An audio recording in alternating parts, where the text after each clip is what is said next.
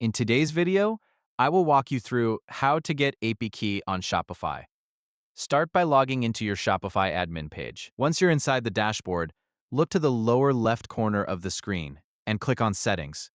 After opening Settings, look at the menu on the left side. You'll see several options available there. From that list, click on Apps. This will take you to the section where you can manage applications connected to your store.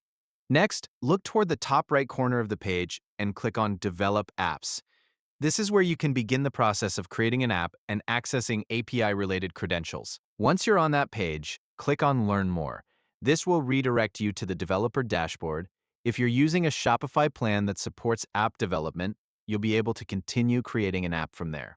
When the developer dashboard opens, look for the Login button in the top right corner if needed and continue into the dashboard.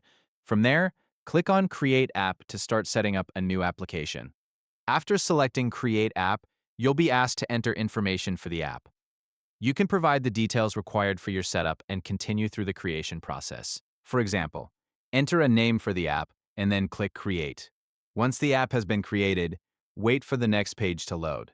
After it opens, you'll be taken to the App Management area where you can configure settings and view important credentials. From this page, click on Settings. Inside the Settings area, you'll find the information associated with your app. This includes details such as the client ID and secret ID. These are the credentials that are commonly needed when connecting your Shopify store with other tools or services. You can copy the required values directly from this section whenever needed. You'll also find additional information available, including items such as the API contact email and other app-related settings. If you need to make further adjustments, you can continue configuring the application from the available settings and options within the developer dashboard. Everything related to your app credentials and configuration can be managed from there, and that's all there is to it. By accessing the Apps section, opening Develop Apps, creating an app through the developer dashboard, and reviewing the app settings, you'll be able to locate the credentials you need. Thanks for watching, and I'll see you in the next video.